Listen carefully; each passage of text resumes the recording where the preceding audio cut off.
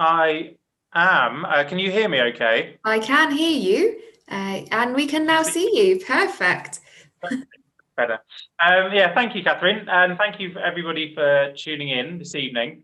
It's a really special occasion, really. I think having Jane Hunter and James here with us this evening.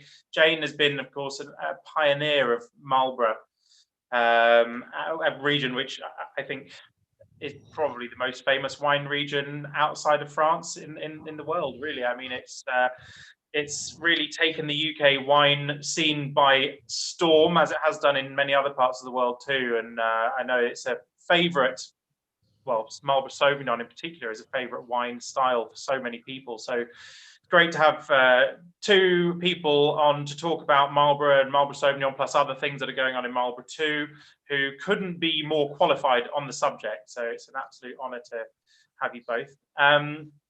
As Catherine said, if there's any questions or anything, then do type them away. It's great to have your questions, and always provides some extra fascinating discussion at the end of these sessions.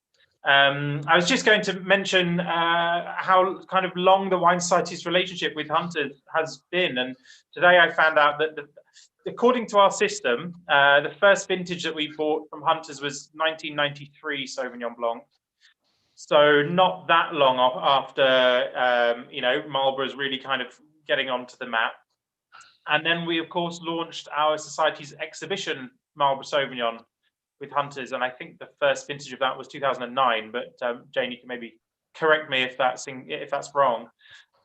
So I'm guessing then, based on those vintages, that it would have been either Sebastian or Toby, who were the New Zealand buyers at the time when we first started working with Hunters. And then Pierre, who's now, of course, head of wine, would have been the person who first bought the exhibition. So it's a very long-standing and very, very special relationship. So it's, yeah, a really, really special occasion. I'm really excited to hear from Jane and James. So I'm going to hand over to them to take it from here. And if you've got any questions for me, then I'm not disappearing. I'm going to turn my video off so that you can see the presentation and everything. Yeah, thank you again. And Jane and James, over to you. Okay, thanks, Freddie, and lovely to be able to host the evening.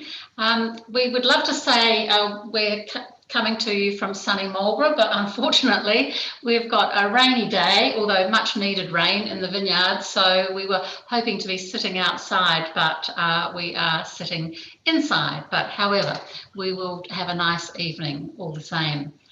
As Freddie said, we've had a very long relationship with the Wine Society, and yes, I recognise all the people that's names he mentioned, Toby, Sebastian, Pierre, Sarah, and now Freddie. So we've seen a few people come out to New Zealand and visit us to see where our wines are made. So if I just spend a few minutes before I hand over to James, who can talk a little bit about the vineyards and so on, if I just reiterate a little bit about Hunter's history. I grew up in South Australia and have a degree in viticulture, and came to New Zealand in the early 80s and started as viticulturalist for Montana Wines, who were then the biggest wine company in New Zealand, and was based in Blenheim. At that time in Blenheim is in Marlborough. At that time in Marlborough, there were only 3 wineries, Montana, Te Whare Rā, a very small family-owned vineyard and winery, and Hunters, which had been started by my late husband, Ernie Hunter, in 1982 was the first vintage. So very small group of vineyards. And the main variety was Muller Thurgau. So when I came to Marlborough in 1983, there were 30 acres of Sauvignon Blanc, and I think we're up to what, James? About 500,000 acres now. Yeah, so it's kind of been a massive boom in an industry that wasn't here in the early 80s and suddenly now is the major industry, not only in Marlborough, but a big player in the New Zealand economy as well. So that 30 acres of Sauvignon Blanc, by good luck, Ernie was an Irishman. I say there was a lot of Irish good luck in how we got here. So we had 7 acres of Sauvignon Blanc on the home vineyard around the winery. And so our first Sauvignon Blanc was produced in 1982. If we could take our cameras and wander out into the vineyard, we'd see lovely, neatly trimmed Sauvignon Blanc vines that look like hedges because they're held up by wires and beautifully trimmed and manicured. Back in the early 80s, you could hardly walk down the vine rows because the Sauvignon Blanc was such a vigorous grower. It met across the vine rows and, you know, was a bit of a mess until we developed trimming machines and leaf plucking machines. So Hunters was very early into Sauvignon Blanc, and in 1986 we took on a wine consultant, the late Dr. Tony Jordan from Australia. So Tony joined us as wine consultant in 1986, and I think from then we kind of saw a bit of a marked improvement in our wines and also in the way that we managed the vineyards and also the wine styles that we made. Tony passed away last year and had a long time with us as consultant, and one of his, obviously he was with Moata Chandon's operation in Australia, Domaine Chandon or Greenpoint, and that's how we got into making a wine that I'm drinking this morning because it's nice and a nice morning wine, is our Miru Miru non-vintage, which I'll talk a little bit about a bit later. So we started off with a Sauvignon Blanc, but we had a lot of other varieties, and most of them we still grow today. We have Chardonnay, Pinot Noir, Riesling, Gewürztraminer, Pinot Gris, and recently James has added Gruner Veltliner, and anything I've missed? I don't think so. I think we're taking some of those out slowly. So we've got quite a range of wines, some of which the smaller volumes that we make of a number of those wines, the Wine Society have taken on in small bundles in the past when we've been able to allocate some. So we've had a very good record in terms of our wines, and I don't think we've had a Sauvignon Blanc since 1982 that hasn't won a gold medal in a major competition somewhere around the world, which we think is kind of a pretty good stamp of quality, because the production of Sauvignon Blanc around the world and certainly in New Zealand has just gone from strength to strength. So we have a lot of competition, and you know, we seem to still be up there in terms of quality. We've had, so in 1987 when Ernie died, I moved from Montana to Hunters, and at that time we were crushing a whole 110 tonnes of fruit, and I think we now crush 1,800.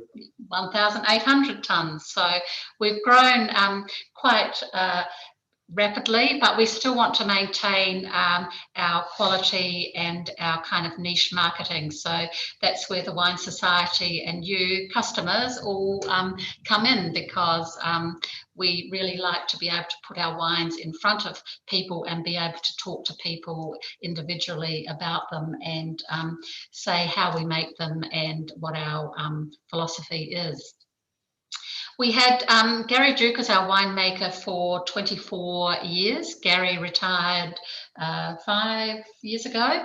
5 years ago, and James, my oldest nephew, stepped in as our chief winemaker. James has always been interested in wine from an early age. When we used to pick him up from kindergarten, he used to come into the then wine shop and put the wine, restack the shelves in the wine shop. And I think we had different kind of caps then on our bottles, so he was able to try and do that rather than read the labels. But wine is literally something he's been interested in all his life, and to the point sometimes that it can be, you know, a little bit overzealous, consuming. all consuming, but he now has 2 young boys, so he's kind of got another interest. But James did some vintage work in Australia and also in France, so has had broader experience than just being in the family winery. So we have Enos van der Westhuizen, who's been our second winemaker for 8-9 years now, and Enos, with his name, is obviously from South Africa and is very much involved in the making of the 3 sparkling wines that we make. So yeah, I'll just hand over to James to talk a little bit about where he's going with some of the wines, and we'll talk a bit more about the vineyards and what's happening out there afterwards. All right. So it's nice to see that everybody's getting stuck into the New Zealand wines today. Quite a few of them are made by us, so that's even better. So I've been looking after the winemaking for about 5 years now, and then I learned most of my techniques from Gary, who had been working on our style for 25 years. At Hunters, we have a philosophy of trying to do as much as we can in-house. So we grow the grapes. We obviously make the wine at our own winery, and then we bottle the wine on site as well. So every wine that you've purchased from us through the Wine Society has been bottled here in Marlborough and then shipped over, as opposed to some of the cheaper Sauvignon Blancs now that are bottled in market in the UK. So bottling for us is very important. It means we can keep a good eye on the systems and processes, and hopefully the wine is in good condition when it reaches you. We have a very nice life here in Marlborough. We can't leave at the moment, so we're lucky we do have that, as our borders are shut. So yeah, I grew up here, went to school here, went away and studied winemaking at Lincoln University, which is the main wine school in New Zealand, and then eventually returned. So the photo that's just come up is of, it was of the dogs, Ernie with our St. Bernard Commodore, who was a star around the winery, often sleeping in the wine shop, snoring away, and people had to manoeuvre around his whole 90 kg. So he was a great mate for Ernie. And on the right, we have James's border collie, Ricky, and Edward, my second nephew, his Labrador Lola, and so they keep us busy, the 2 of them. Every day they come to the winery. Yeah, that's right. So if I can just head back to the Miru Miru for a minute.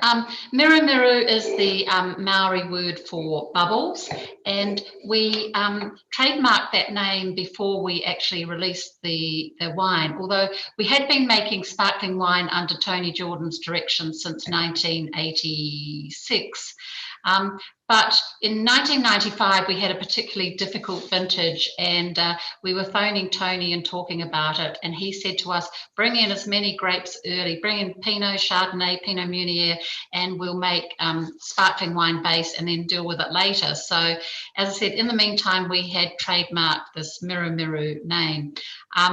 So in 1997, we released our first Miru Miru non-vintage onto the UK market. I think we've got a little photo of that coming up a bit later at the top of New Zealand House. And yeah, it's been a star for us. The Miru non-vintage we heard yesterday has just received a gold medal in Tom Stevenson's Champagne and Sparkling Wine Awards in London. So that's me on the top of New Zealand House in 1997 with our first release of sparkling wine. And I think that event was organised by Vicky Bishop, who was then our PR and New Zealand Wine Guild organiser in the UK. And I think Vicky's watching, so hi Vicky and the beautiful Bob. So anyway, that's Miru Miru, and as I said, it's just won the gold medal in the Champagne and Sparkling Wine Awards, and it has won a gold medal 5 times out of the last 7 years in those awards. So as a bit of a star. So if you're lucky enough to be drinking that this morning, here's cheers.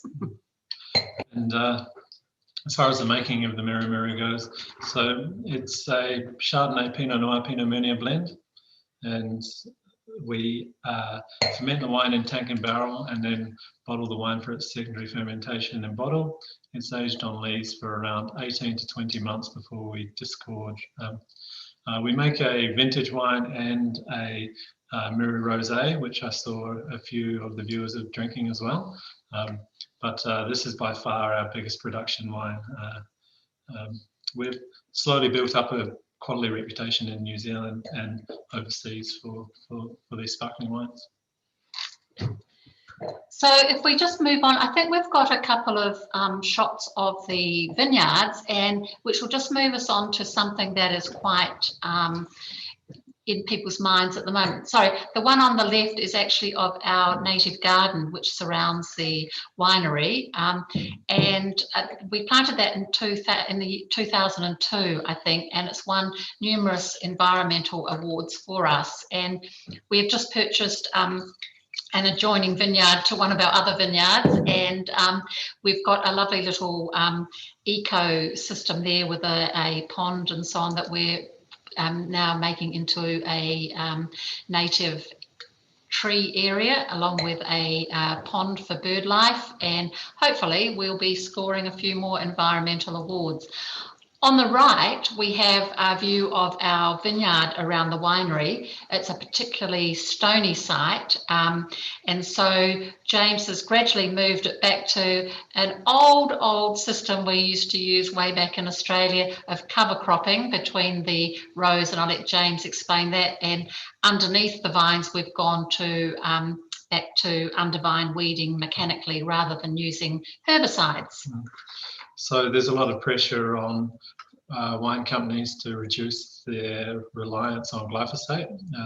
Glyphosate sprayed underneath the vines to prevent any competition with the vine, so that the vine can have access to all the nutrient and all the water that is in the soil. So we, like many other wine companies, believe that the availability of glyphosate is going to be limited in the future.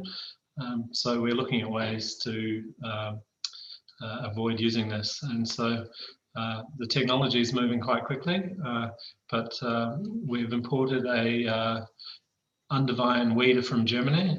This is the Clemens brand for anybody that's interested in that. And so this works hydraulically on the back of a tractor, and it cuts the weeds off of their roots while disturbing as little of the soil as possible. And it works on sensor bars, so it can pick up where the grapevine is and bring itself in, so we don't drag all of our lovely old grapevines to the end of the row. We've only been trying it for a few years now, and it's hard to do at scale right now, but we are working on that, and by using the machine we feel like we are sort of contributing to that knowledge. It's really interesting. You hear anecdotally from winemakers in the great parts of Burgundy, for instance, that the biggest step forward they took in terms of the quality of their wine was removing herbicides from the equation. So we'll come back to you in a few years' time and let you know whether that has worked for us, but we're seeing good things at the moment. So. Yeah, so this all ties in with New Zealand. You have to be audited for the sustainable viticulture scheme, and any wines that are exported, the vineyards have to meet the requirements or they can't be exported. So there are a lot of experiments going on with various things. James was just talking yesterday about having been at a Pinot Noir conference and talking about how to cut back on irrigation. And whilst a lot of people think that New Zealand is the land of endless water, that's not the case here in Marlborough, and we have water allocations, and so anything we can do to reduce our requirements for irrigation during certain times of the year is a bonus as well. At this point, we don't pay for water on most of our vineyards, but coming from Australia and knowing how much people do pay for water over there, we can see down the track that that may well be coming in here. And yeah, we'll need to know what we can do to minimise it. Yes, so we need to irrigate our vines. Marlborough is a very dry place naturally. We get about 600 millimetres of rainfall per year, and it all falls in the winter. So we rely on the snow melt in the mountains to charge up our aquifers, and then we can take water from the ground and irrigate it on top of the vines. Via trickle or drip irrigation. The vines use a massive amount of water during the peak period when we have a full canopy and it's getting up to about 30 degrees each day. The vines need between 8 and 10 litres of water per vine. So you're using about 15,000 litres of water per hectare. And so if you extrapolate that across 27,000 hectares of Marlborough, it's a lot of water every day.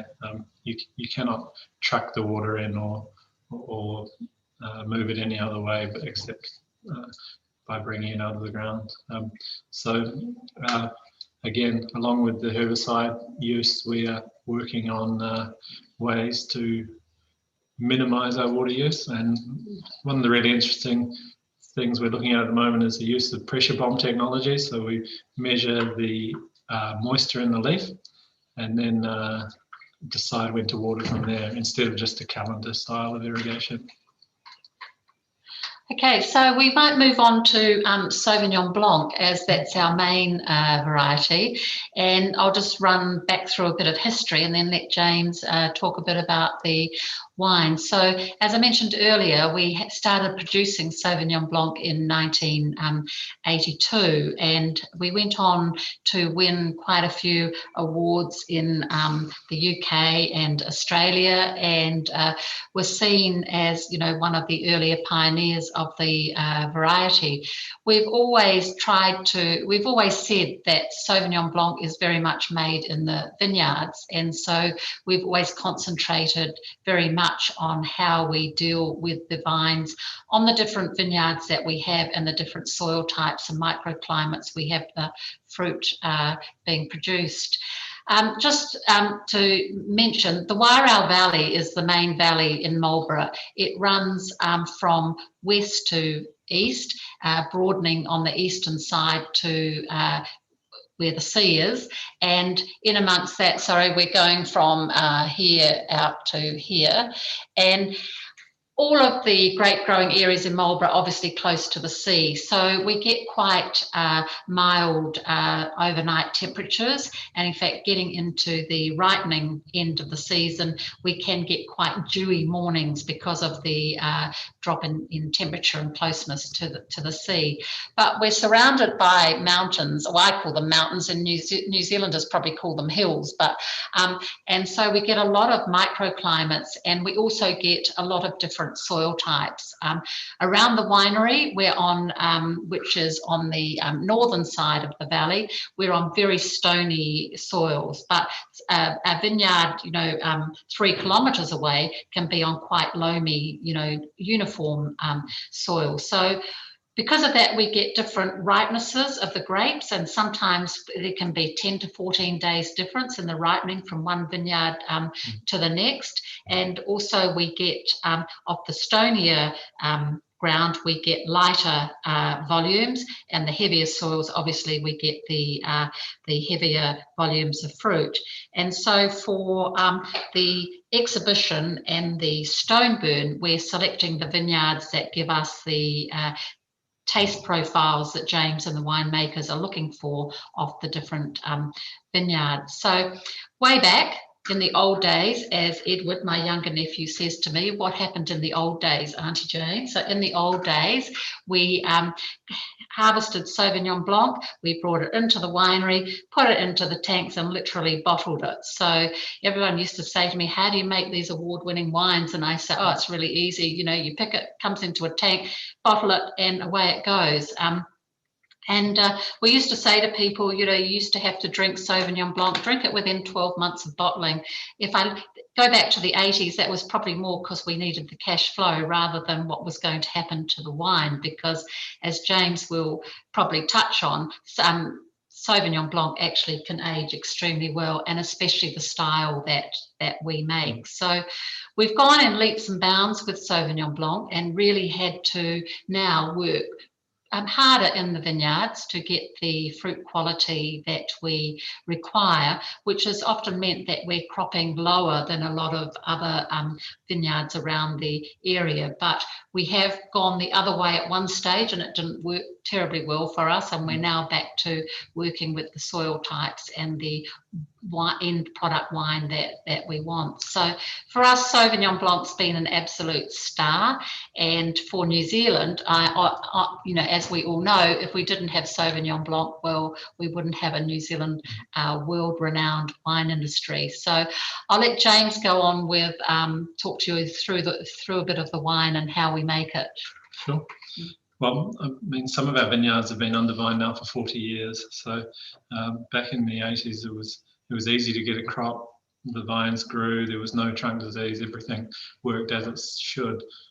But as the vines have matured, we've had to work a lot harder to coax the flavours and coax the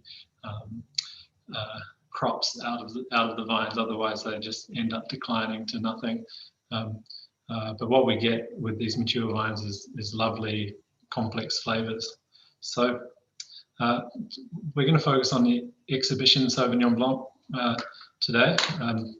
But our other two wines, the Stoneburn and the Rata, are made with a similar ethos from the same vineyards. Exhibition Sauvignon Blanc is a very special wine for us. It's a very mature style of Sauvignon Blanc, we would say. So the fruit is all grown in the Wairau Valley, as Jane mentioned, as opposed to the Awatere, which is to the south of us. The Awatere tends to give wines with cut grass or tomato or vine leaf characters, whereas the Wairau is a lot more tropical in nature. We're really pushing along with that tropical grapefruit, passion fruit line in these wines. We try to push back anything that's too stinky or funky. You get a lot of very intensely flavoured Sauvignon Blancs in Marlborough, but we don't feel that is the style that this represents the exhibition, and it's also not a style that ages particularly well. The very intense aroma compounds in Sauvignon Blanc are very unstable, so they tend to dissipate quickly in the bottle, and that's where you get wines that run out of steam. They're brilliant when you try them in the shop, and then if you forget about them for 6 months, you come back to them and they're just not the same. It's not the case with this wine. I've got the 2020, and Jane does too. Jane has the 2020 exhibition Sauvignon Blanc in her glass. The 2020 vintage from Marlborough was the best of the decade, if not two, which is a big call, but it was just exceptional weather, exceptional grapes. If COVID hadn't gotten in the way of our plans, it would have been one of the greatest ever. We went into what we'd call level 4 lockdown, so our strictest lockdown in Marlborough. On the first day of picking Sauvignon Blanc, our Prime Minister stood up and explained what was happening. And she didn't stand up. They sounded an alarm on our phones at 10:30 at night, which scared everyone witless, and so they stayed inside. So we had 48 hours to get our affairs together before we went into lockdown, and we were unsure if we were going to be able to harvest our grapes, which would have been a devastating blow to any wine business. So in that 48 hours, off we went and we started picking. We're fortunate in the fact that we have the vineyards and the winery, but we also have our own grape harvester and truck.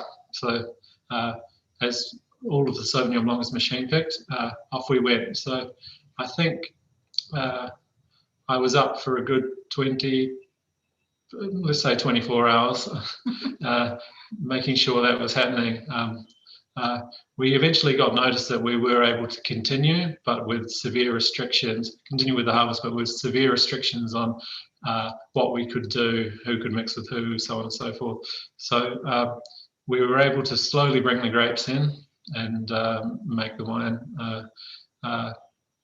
Luck was on our side, as it often is in Marlborough, to be fair, and the rain stayed away. So we were able to pick all of the grapes in good condition and bring them into the winery. So when we're making the exhibition Sauvignon Blanc, we're thinking about texture and longevity. So the Sauvignon Blanc is mainly fermented in tank. It's made using some of our very highest quality grapes. And we also ferment a portion, around 5%, in old French puncheon. So the puncheon is a 500 litre barrel, which is double the size of a normal barrel. And then we blend the wine up. We take the barrel portion out before it picks up too much colour or oxidized character, and then blend the wine and bottle it. And we are trying to get the wine up for in time for your Christmas lunch or dinner. I mean, I guess across our range, the wines that the wine site have had in the past, like Gewürztraminer, all of our wines are very well balanced wines, very fruity, really express the, if you were here, able to be here and walk out in the vineyard at vintage time and taste the grapes, then come and taste some of the wines, we very much want to reflect that in the wine. So we're not trying to over wine make the wines, we're just trying to express the fruit flavors and to add some balance to the wines. We understand, obviously wine society members, you're not going to buy a case of wine and drink it in a week, so you're going to put some away, we hope, and sample it during the year or even the next year. So we make a Sauvignon Blanc which we feel really ages well because it is well balanced, and it's the same with our Gewürztraminer, Riesling, Pinot Gris. They all have that same expression of fruit and that same balance to them, which enables them to be actually cellared and not to lose anything by being cellared for 2 years or 3 years. So it's the style that the wine is made in that gives it the aging potential. And low cropping vines are the key to that. I learnt the hard way.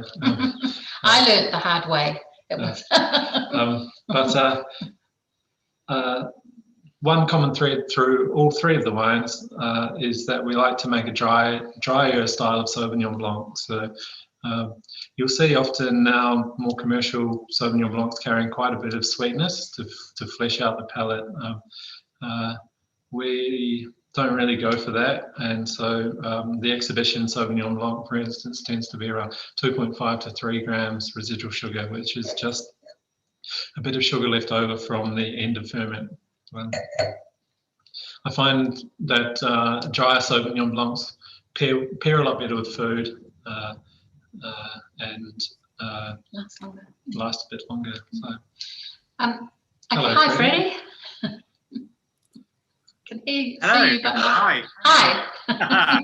I've just popped up here. We were going to take a few questions from people, if that's okay. But I was just going to kick off by, first of all, thanking you for the presentation. It's absolutely fascinating, and I can see there's lots of really, really enthusiastic comments from people throughout, which is great. And James, it's great to hear you talk about the 2020 vintage.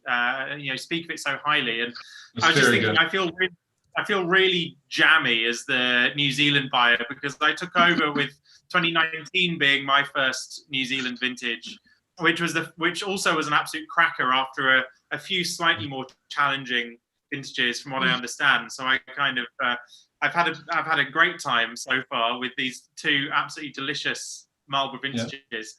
But Jane, I was going to ask you, when you kind of first started, well, first saw the potential, I suppose, in the part of the world that you're in for wine, did you ever think, could you ever imagine that it would, you know, be as successful as it is now as a region?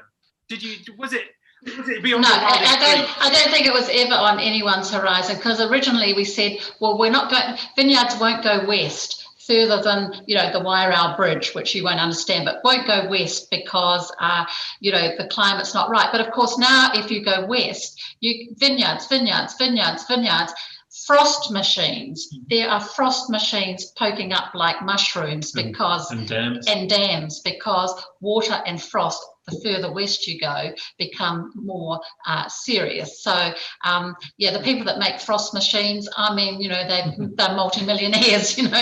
And then we said you can't go south for the same reason. You know, the Aotearoa Valley was going to be the limit, but of course they've gone further south and further south as they've been able to dam water and also again install frost machines. So it's very much kind of manipulating the climate. And so no, never would have imagined, and never would have imagined that today, you know, the family wineries like Hunter's are disappearing, you know, because the big companies are in here and dominate the scene, you know, and they've got hundreds and hundreds and hundreds and hundreds of hectares as opposed to our, you know, small areas. So we're becoming the niche quality drivers of Sauvignon Blanc, and there's a lot of, you know, bulk Sauvignon Blanc out there. So I would never have dreamt that Sauvignon Blanc was going to become, in my, I don't mean it in a derogatory sense, but a big volume wine. I thought it was always going to be kind of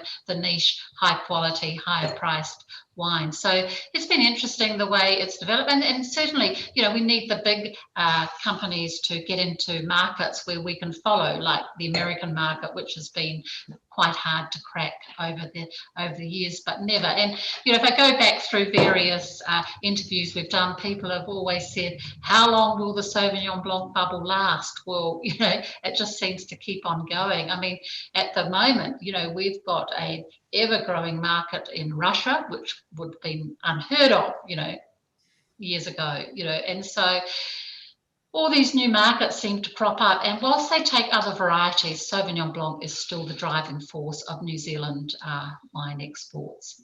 Yeah. Can I just say, just touching on that frost, that we had a very bad frost about, what, 5 weeks ago, and there were, in the Wairau Valley alone, 100 helicopters up, plus all the frost machines. So it's kind of, you know, it's quite an interesting exercise. I don't think the neighbours of vineyards want it to happen every night, but, you know, you can hear that of all these helicopters go out and think you're in some war zone or something, but it's incredible. Running at 1,000 pounds an hour. Yeah. Blimey. Oh my word. Well, fantastic. Well, I'm going to hand over to Catherine, who's going to take some, or field some questions, and then I will appear again after a few minutes. Thank you. Lovely. Thank you, Freddie. I suppose the only good thing with the helicopters is it does let everyone else know that they'll maybe have to scrape their cars in the morning. Gives them a little weather report. So we do have some questions. We've had quite a few come in. The first one we've got is from Tim Pinder. Now, Tim, I think you are unmuted, so if you'd like to go ahead. Yeah, thank you. Hello, Jane. My question follows on really from that last part of the conversation about how prevalent Sauvignon Blanc has become. And it strikes me that Sauvignon Blancs operate within a rather limited sort of bandwidth of character and style. Your wines notwithstanding, of course, but I just wonder what scope there is for greater differentiation and the evolution of its character in future, as opposed to just this, you know, monolithic wine style of what appears to me all too often to be too similar, really. Yeah, I was going to mention earlier that Sauvignon Blanc is actually quite a versatile variety. Over the years, we have made some absolutely stunning late harvest Sauvignon Blancs, which have been just amazing wines. We have made an oak aged Sauvignon Blanc, which is a tremendous food wine. I mean, more in style like Chardonnay, but again, amazing wine, which won a lot of awards for us. And more recently, James and the crew have been making a pet nat Sauvignon Blanc, which is just screaming out the door to the USA and to places in Asia for young bar gathering people. And James can explain that. But yes, on the whole, people tend to see a very limited range, especially as, you know, high street retail and supermarkets are limiting their selection of New Zealand Sauvignon Blanc. But if you go into obviously the Wine Society or into independent retailers around the place, you'll see a much wider range of the Sauvignon Blanc style. But I'll hand over to James to comment. Yeah, there's a group of wine companies in Marlborough that have realised that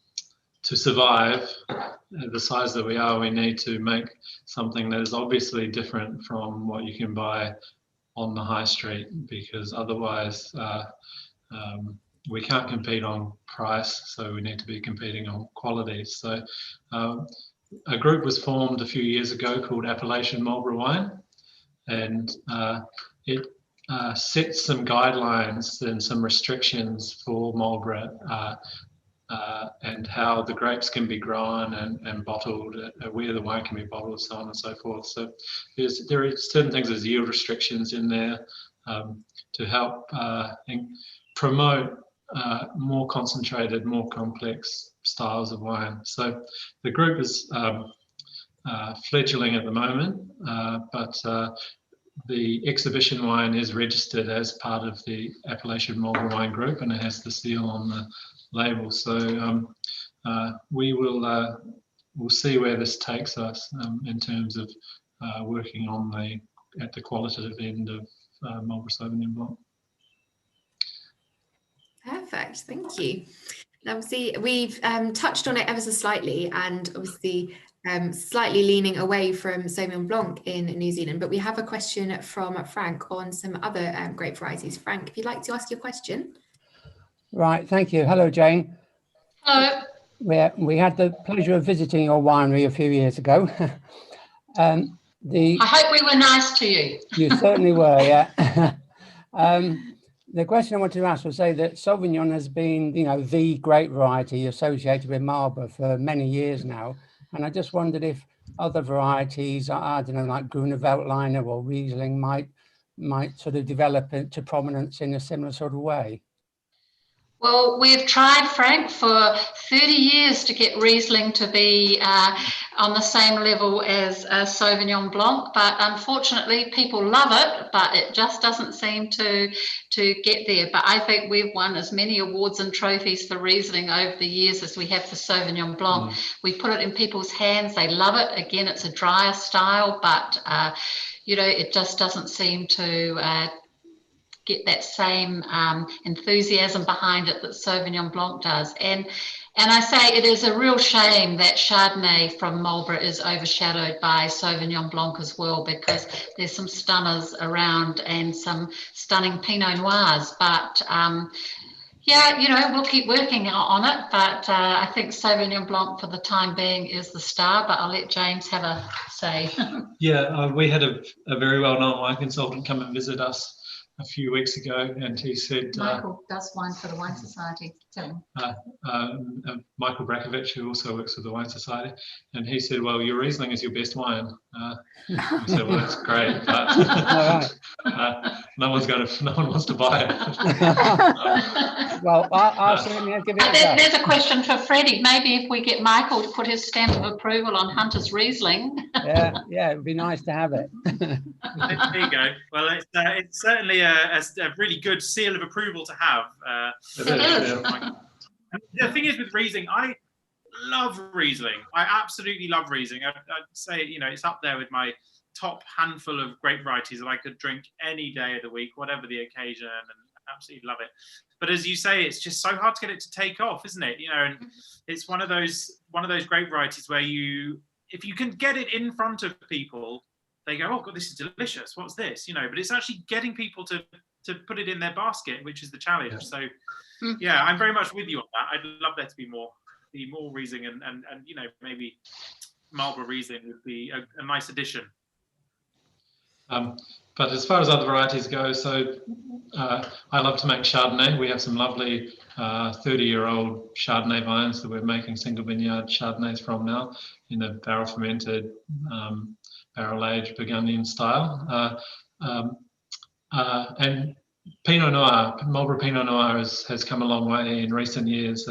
We touched on water management before, but we're learning how to grow Pinot Noir. It's taken a lot longer than it took us to figure out how to grow and make Sauvignon Blanc. So it's required a few generations of winemakers to work on things and figure them out. But that's a variety that shows great promise in Marlborough. We're learning where we should be planting the vines. We're learning which rootstock, which clone we should have in which area based on the soil type. Instead of just planting at the same density as Sauvignon Blanc, we are developing our vineyard specifically for Pinot Noir, which is having a great impact on the quality of the wine.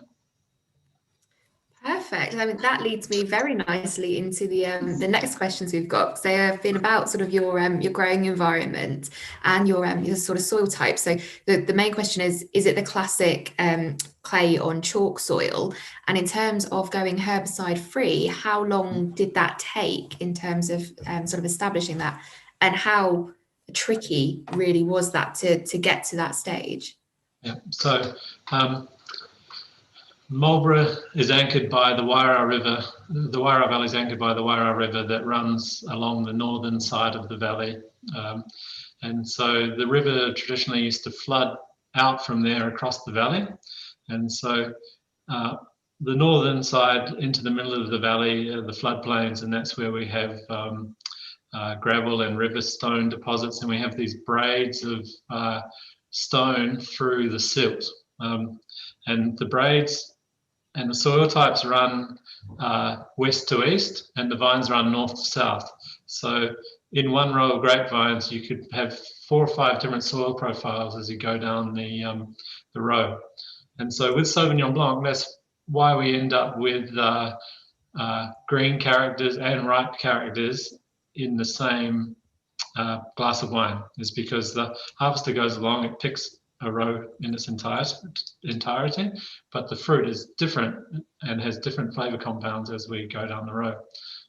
As we move further away from the river to the south, southern side of the valley, we get to more clay, and this is where we are putting our Pinot Noir now. We're finding that it responds well to clay. We get a fleshier wine with more body and more color, and clay has better water holding potential, so we don't need to irrigate the vines so much.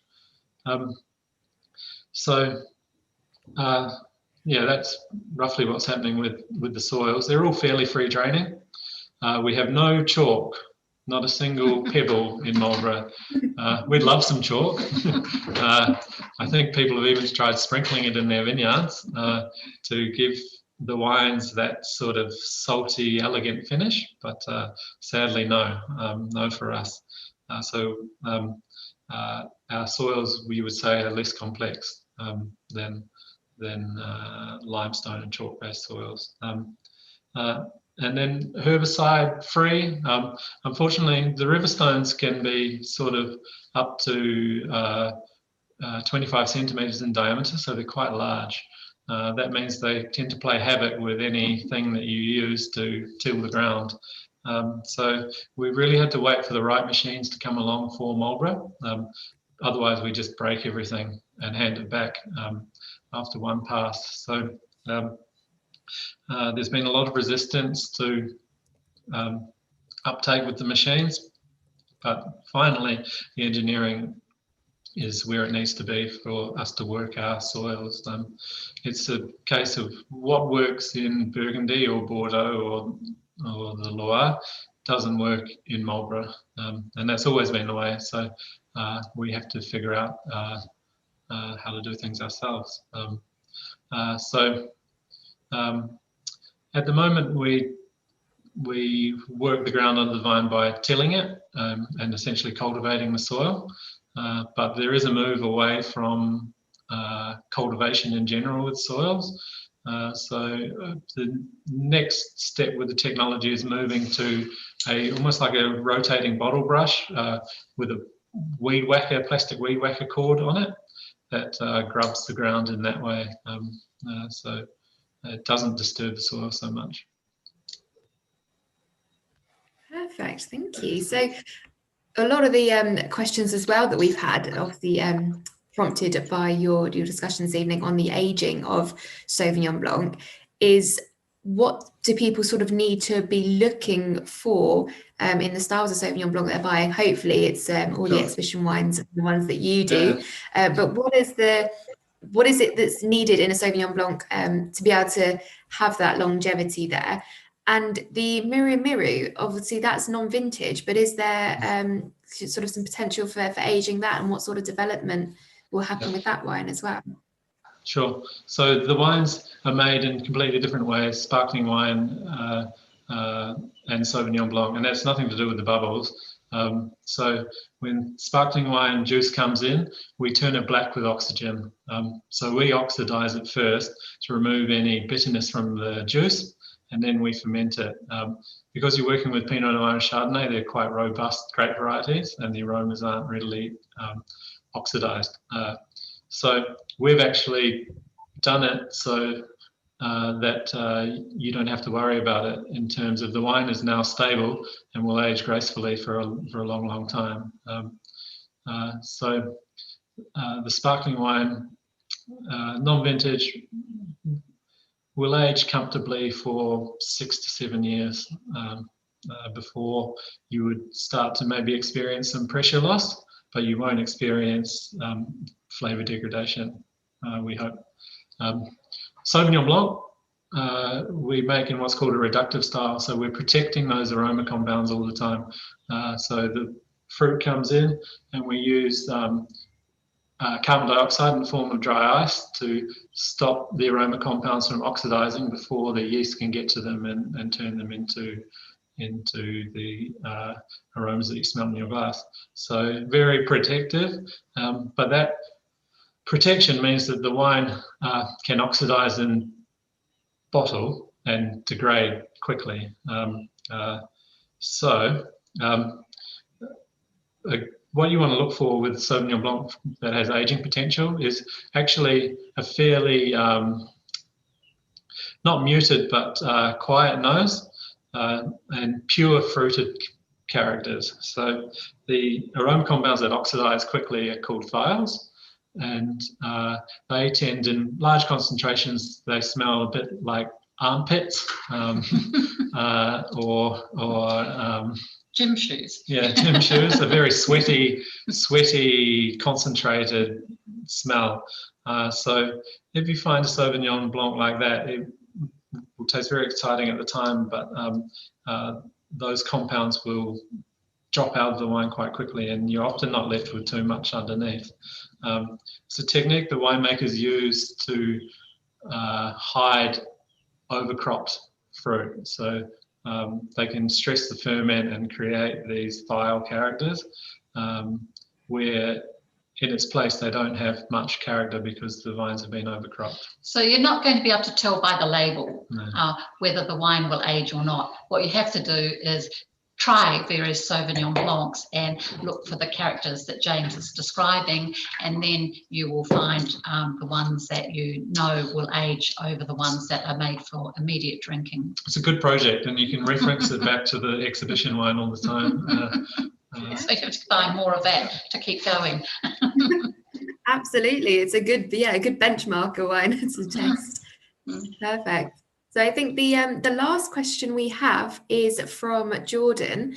Now, Jordan, hopefully you'll be able to ask your question yourself. If not, I will be able to do it for you. So if we try and unmute Jordan here. Hello. Hello. Hello, Jordan. Hello.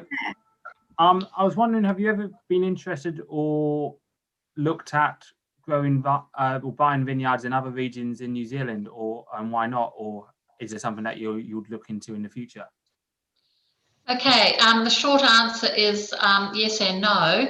We have kind of played with it, especially with looking at Pinot Noir in Central Otago, but we're very small. We have limited number of people, and traveling around New Zealand is difficult at the best of times. And even to go out to the Awatere, which is just over the hill from here, kind of takes us a day to get out there, look at the vineyards and come back. And we really figured that our name was so synonymous with Marlborough that we wanted to keep our wines all under the Hunter's Marlborough label. So we haven't been tempted anymore to venture to other areas. At the moment, we're happy with the progress we're making with Marlborough Pinot Noir fruit. So the temptation is less these days.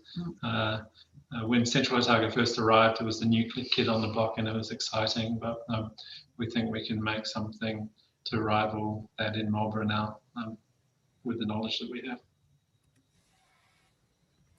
Perfect, thank you. Now, the very final question that we've got is, obviously we always get a lot of questions about food and wine matching. And obviously with New Zealand being on what is effectively the other side of the world to ourselves, and we're coming up to the festive season, will a Sauvignon Blanc be featuring in your Christmas table at all? Well, it always does, because we are blessed in this region. We have crayfish or lobsters on our doorstep. We have asparagus, which is out at the moment, which also is, and we are the home of New Zealand regal king salmon, so we have salmon as well. So the perfect matches for Sauvignon Blanc. So we usually start with Christmas lunch with home smoked salmon and a nice crisp Sauvignon Blanc, and then move on to some more adventurous wines as James produces the turkey for the 16 plus people he'll be cooking for. Excellent, excellent. I think if anyone's having salmon with their Christmas dinner this year, definitely turn to a Sauvignon Blanc. However, it also goes with a nice glass of Miru Miru if you're just having canapes of salmon. Surely Miru Miru is what you have when you first get up, when you're opening your stocking. Absolutely. First thing in the morning. And then, like everybody over there, we have turkey and ham and all the trimmings and gravy in 30-degree heat with old bottles of claret. So we don't know why we do it. And then go for a swim afterwards to cool off. Excellent. Thank you so much. Freddie, I think if you're happy and wanting to wrap up, I think you might be on mute at the moment. Oh, there we go. There we go. You can hear me now. Yeah, I was just going to say, I think, well, Christmas is the perfect time for a bit of Marlborough Sauvignon, because we've now got the 2020 vintages on sale just in time for Christmas. So, you know, obviously everybody watching will have heard your brilliant endorsement of the vintage, James. So that's a perfect prompt for people to get stuck in. I just wanted to finish off by saying about how Hunter's is a winery which I'm personally very fond of as well. And Jane, you might be able to guess what I'm about to talk about here. I can guess. My dad is an artist, and I was first I first visited Marlborough in beginning of July last year, I think it was, July 2019. And Hunter's was the first winery that we visited in the region. And I was very jet lagged, so apologies if it was that noticeable, but I was in a bit of a daze at the time. And so I was with Sarah Knowles, who was the previous buyer for New Zealand, and we turned up at Hunter's first thing and walked into the cellar door. And I looked and thought, either I'm really out of sorts, you know, from the jet lag, or that's a picture on the wall that my dad's done. And it was. I was right, wasn't I? It was. You had a picture on your wall. I travelled around the other side of the world, and you had a picture on your wall in the winery that was done by my dad. I thought, absolutely. wow. I think we picked it up in Hampshire on one of our visits to Friends of Graham's, who took us to a small village, can't remember where. We walked into a shop and they had a lot of these hand caricatures of wine tasting and so on. And I said, that's perfect, I'll take that. Lo and behold, Freddie walks in. My dad painted it. So weird. I mean, it's talk about a small world, but there's a picture of the two of us in front of that photo, which people can see on my Instagram, should you wish. But anyway, I'd just like to say a big thank you to you both for joining us this evening, or this morning for you.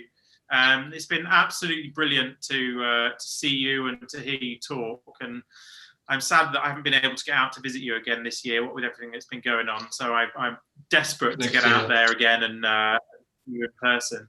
And you must be desperate to be able to get on a plane at some point, because Jane, you'd normally be in England once a year. Yeah, is that about right? Yes, we'd each be there once a year. So yeah, first time in 30-something years I haven't made the trip across. So yeah, it's been a bit strange. It'd be nice to see each other in person again.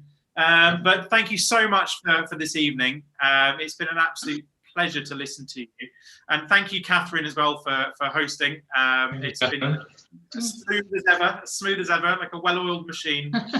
So thank you, and thank you to everyone behind the scenes as well, and thank you most importantly to everybody for tuning in. It's been great to see so many people here this evening, and if anyone would like to watch it back, you can do so on YouTube. And also you can try the 2020 vintage of the wines from Jane and James now on our website, so do get stuck in. So thank you very much, everybody. And good evening. Thanks to everyone for joining in. Thank you, Catherine. Thank you, Freddie. Look forward to catching up sometime soon. Thank you, everybody. Cheers. All the best. Bye. Right.